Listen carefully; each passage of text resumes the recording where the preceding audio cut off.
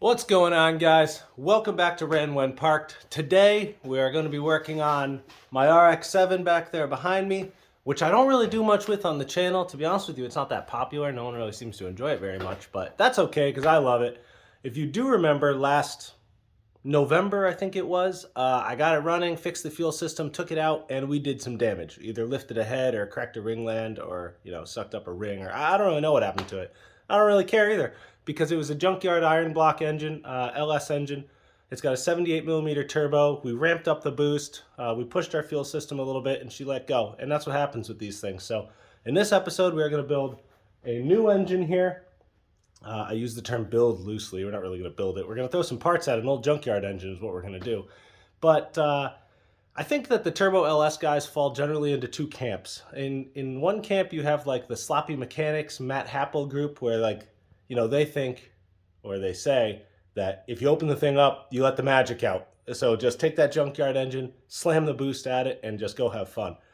I can appreciate those guys because I think that's a cool mentality, but eventually all car guys are the same. You're going to ramp up the boost, you're going to max out your fuel system, and you're going to wind up with a blown up car like I do right now. So the other group thinks that that's all blasphemy, and they're going to take that engine and they're going to go forged internals and they're going to build that thing and it's going to last forever, which is almost invariably not the truth also because they blow up too. So I think there's a happy medium here, and I'm going to touch on what I think is the happy medium and probably the best deal dollar for dollar for guys that are looking to build a Turbo LS V8 engine. So we're going to talk about that today. We're also going to build this whole thing today. And then in the next couple days, which will be different, another episode, probably one other video, we're going to slam this thing in there. We're going to make a bunch of changes to the car, and then we're going to go rip it because we have a bunch of other crap we have to do this summer.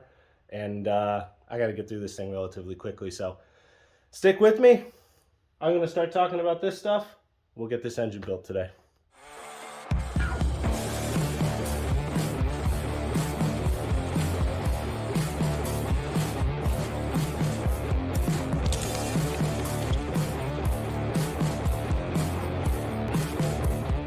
All right, guys. So for starters, there are a ton of different LS variants. I think anyone that's looking into that has probably learned that by now, but let's touch on this. So you got Gen 3, you got Gen 4, you got aluminum, you got iron, you have truck-based, you have car-based, you have AFM engines, you have non-AFM engines, you have 3-bolt cams, you have single-bolt cams, you have cathedral port heads, you have square port heads or rectangular port heads.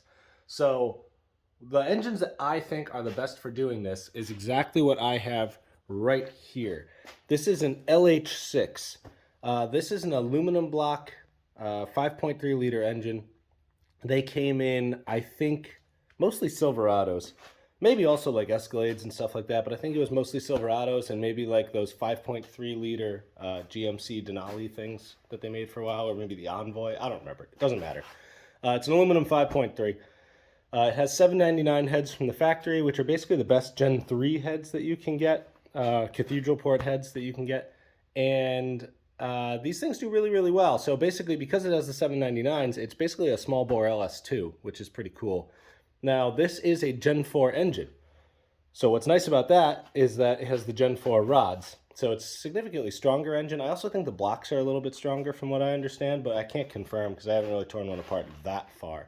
But that's what I hear. So now, what's nice is it has rectangular port heads, so it'll just go on a car that was set up for a Gen 3 engine, like this thing is. This has a Gen 3 LM7 in it right now. But it does have the AFM system, the active fuel management. So for those not in the know, that basically shuts down cylinders on the fly, like on the highway. It'll run in 4-cylinder mode. It often fails, and therefore you can get these things with trash lifters pretty often because that's all in the lifters. The lifters shut down. Like these are all solenoid driven. You see these oil passages through the valley cover. So what we're going to do today is convert this away from the AFM to non-AFM style, which is really simple. You just drop LS7 lifters in it and you put a normal cover on. The other nice thing about these, I think there's only 2 engines that do this, is that it's a Gen 4, but it's 24X, meaning it has the 24X crank sensor in there, which is really nice because that means it's a direct replacement for a Gen 3 car. So the 2 that I know of are the LH6 and also the L33, which are very, very similar engines. I think the L33 comes with 243 heads, not 799 heads. but they're basically the same thing. So if you can find an L33 or you can find an LH6, that's probably, I believe, the best option for a low budget turbo LS engine. So this also has the regular 1X cam gear, and also this is a 3-bolt cam gear, which I think is the superior one. Now, people have differing opinions on that. Some people swear by the single bolt with the dowel. Let me tell you guys a quick story. I had an 08 Silverado 1500. It had an LY5, which is an iron block Gen 4 5.3 liter. It had 150,000 miles. I drove it all the time. It was awesome. One day, just driving down the street, it just stopped. It just seized up, wouldn't move. I took it home, and it all came down to it, and I learned that that dowel had snapped off and the cam gear spun because the bolt is right in the center, so you can rotate around it. And obviously, you know, these are interference engines. We had some piston to valve impact, and that thing was junk. To make matters worse, as a side note, I went to pull the cam out and it pulled a bearing with it. So it ended up the whole engine was trashed. I had to replace it. It sucked. So I swear by the 3 bolts now. So this is a 3-bolt cam gear setup. Really cool engine. Now, what do you need to convert this over to non-AFM and Gen 3? Well, you need a full set of LS7 lifters, regular non-AFM lifters. With those, you're going to get new lifter guides there, the plastic guides. You're also going to need a non-AFM cam. This is an Elgin 1840P, which is like a relatively inexpensive budget turbo cam, but a really good cam. Elgin makes really good stuff, so that's awesome. With the cam, you're going to need springs. These are PAC 1219Xs, really good springs. They go in with stock retainers and hardware. You are also going to need a non-AFM lifter valley cover. These things are like $50 off Summit. I think it's an L92 cover, but don't quote me on that. You can just search AFM Delete Kit and you'll find that. And then to go from Gen 3 to the Gen 4 style, you are going to need an extension harness for the cam sensor because the cam sensor is on the front on these engines. On that, it's on the back, so you got to go from the back to the front. Since on an LS engine you have to take the heads off, you're going to need head gaskets. These are LS9 head gaskets, which are probably the best ones for boost. These are from Brian Tooley Racing. They're awesome. Now, while you're doing this, you're going to need to replace the bolts, head bolts, because they're torque to yield. I go with head studs. I didn't last time, and I'm pretty sure it lifted a head. So I got head studs here, new cam bolts. That's about it. Valve seals. That's really all you need. So this can be done relatively inexpensively, and this setup will hold a lot of power. So let's get cracking tearing this thing apart, and we'll start building it.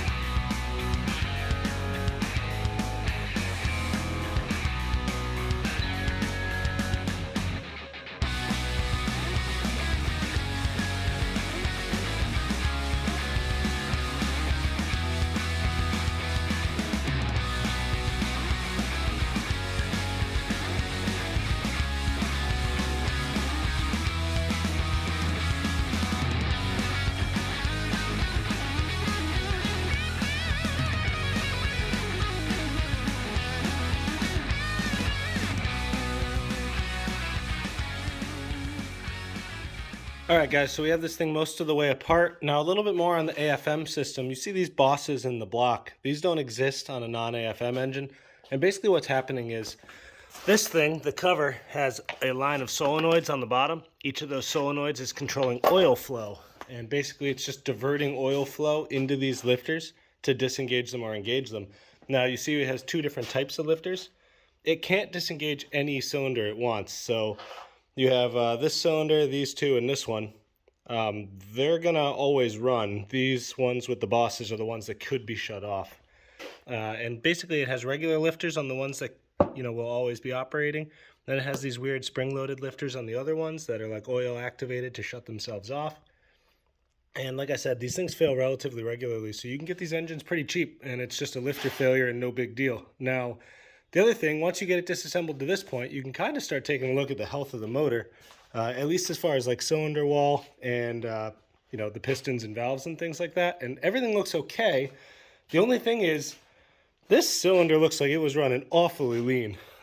You don't have to know a whole lot about these things to tell that it has really like no carbon buildup. And also, on the bottom side of this head, same thing. That cylinder, no carbon buildup. So this one is running lean for a long time. Now, I don't think that's an isolated event, i.e. something that damaged the piston. If it was like, a nitrous-caused lean spike or a boost-caused lean spike, it would be trashed in there. So I don't think it's a big deal, but it was running very lean for a very long time. So that's kind of an interesting thing. Otherwise, we're looking pretty good. Cylinder walls look okay. No major like bore taper lip at the top. Definitely can still see the factory hone in there. So everything looks pretty good. The only thing you can't really check if you only tear it down to a short block, which is what we're going to do here, is like bearing life in the bottom end. But we will be pulling the cam out here soon. And essentially, if the thing's completely trashed, then the cam bearings are going to be trashed too. Because if there's metal in there from the bearings, it would have been in all the bearings. So by the time you get the cam out, then you have a pretty good idea of what the health of your engine is. So let's keep on going. Yank the cam out of here and wrap this thing up.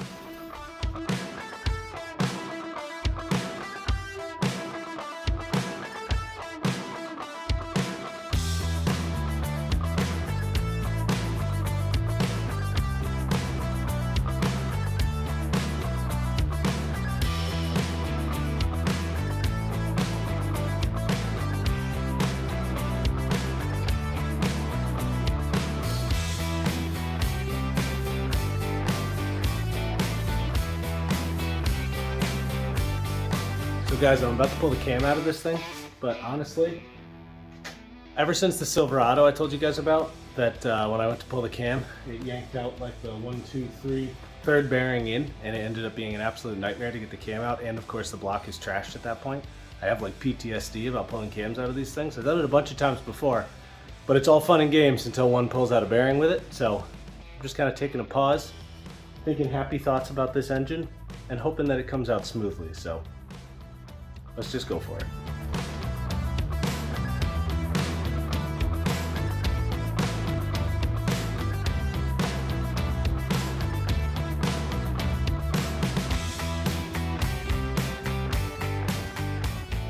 Okay, so the cam's out. Now, first lesson on LS engines that you're tearing apart. You see this front bearing? You can see copper in it. The light's not very good, but you see the brown spots, those are copper.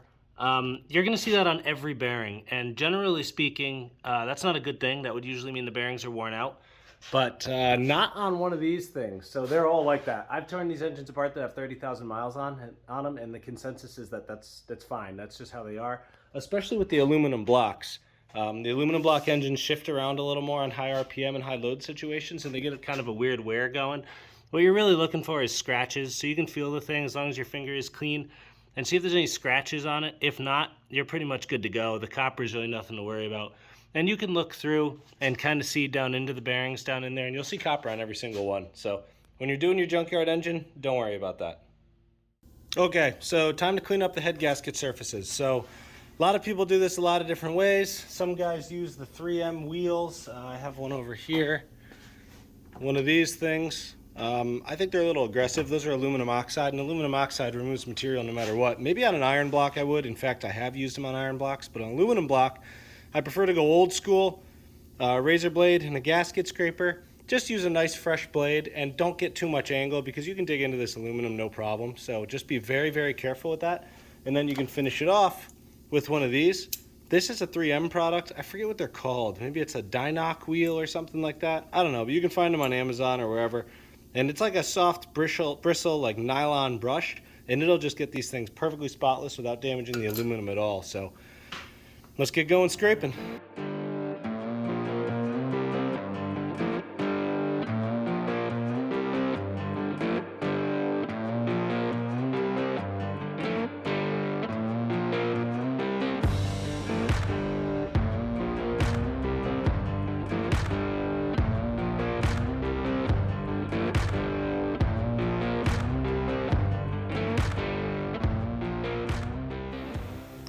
Alright, so without boring you guys with the details of how long it takes to actually scrape and brush these things, which honestly isn't a long time, this is what they look like when they're all done, about as clean as they could possibly get. Now, the next step is going to be installing head studs. However, before we do that, you want to clean out all your cylinders really well with the vacuum, and then you got to clean out the bolt holes.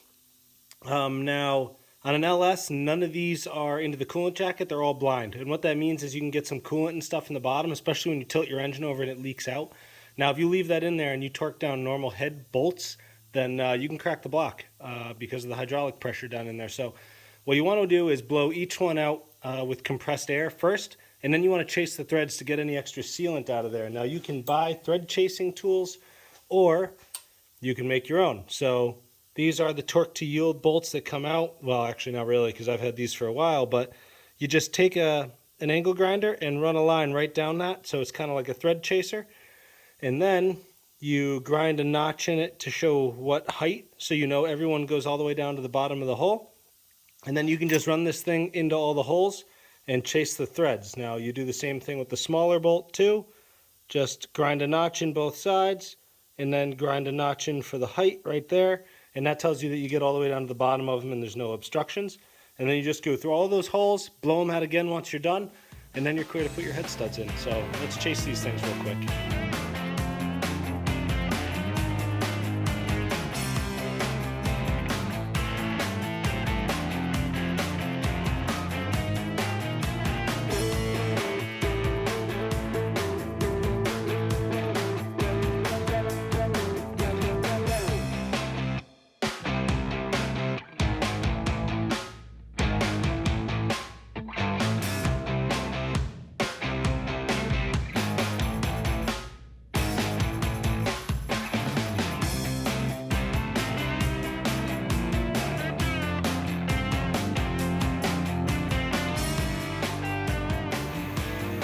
Alright guys, so our head surfaces are all good. Everything's vacuumed out, cleaned out, looking nice. No damage to be seen. Next thing we're going to do is throw in our head studs. Then we can put in our cam. Then we can put in our lifters. And then we'll probably move on to the heads. So let's get this short block wrapped up.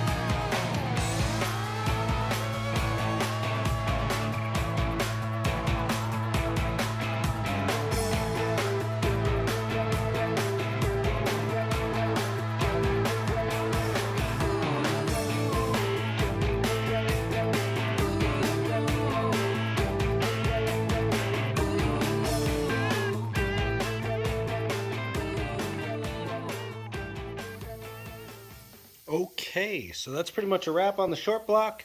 We got our cam in, we got our lifters in, we have our trays in. It's all cleaned up. We have our head studs in, and we have the valley cover back on and the cam retainer back on. So all I have to do is put the timing set back on this, but like I said, I'm going to get a new timing gear or timing chain, and I'm going to get a new oil pump. So that'll come later, but no big deal. Next thing we have to do is move on to the heads. So first thing on the heads is going to be to clean up the outsides, which is no big deal, and then clean up the surfaces, the ceiling surfaces, just like we did the block. So I won't bore you guys with that. We'll just get it done. And just like that, the heads are clean, or at least mostly clean. Now that they're all set, gasket surfaces are good to go. Everything is cleaned up under there. What we're going to do is we're going to take the springs out and the valves out one head at a time. That way we can lay them out on the bench the right direction and make sure everything it goes back the same place it came from. And then we'll do like a final cleaning on these things, get rid of all the grime and residue inside, clean up the valves a little bit, and then we'll throw this thing back together with the new springs. And these use the factory retainers and locks. And also we have new seats and seals here. So we'll get this one head taken apart, get it cleaned up, get it put back together.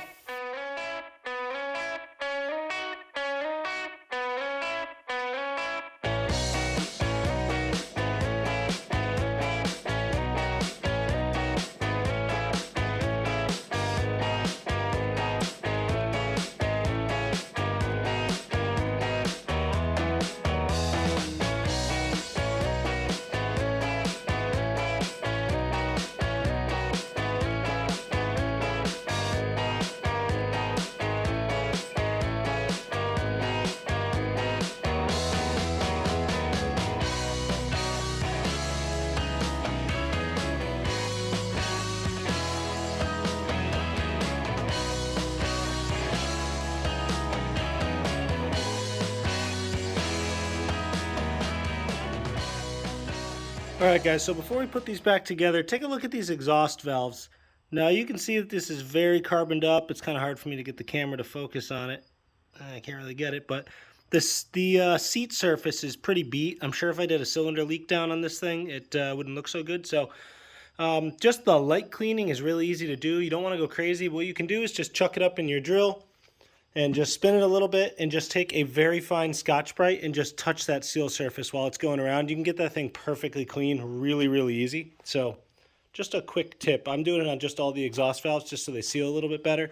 And then the seats and the head look okay, but I might want to clean those up a little bit also. So we'll do that real quick before we put it back together. Okay, so heads are clean. Valves look good. All that's left to do is just flip this thing over. Put the seals on real quick, which is really, really simple. And then we just put the valves back in, put the new springs on them, hardware right back where it came from, and we'll be all set. So let's wrap this thing up real quick. Okay, so now that our heads are completely reassembled, it's time to put them back on the engine. So we just do a quick vacuum out of the cylinders, make sure nothing else got in there while we were working. Everything looks good, but I'll vacuum them out real quick. And then we're just gonna wipe down the mating surfaces one more time real quick with some acetone or brake cleaner or whatever. Also the heads, we will throw our head gaskets on and then we'll start torquing these things down. So we're in the home stretch here, let's finish it up.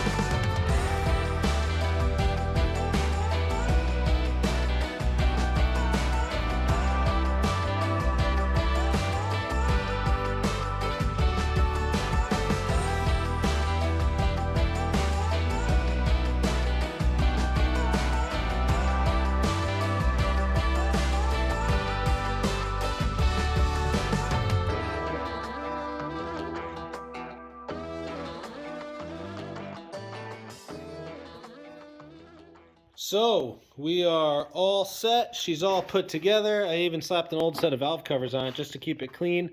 We got a new cam, new lifters, AFM deleted, heads all redone, new valve springs, new head gaskets, head studs, etc., etc. It's ready to put in the car. All it needs now is the front cover put on, which I'm not going to put on because the oil pump pickup isn't there.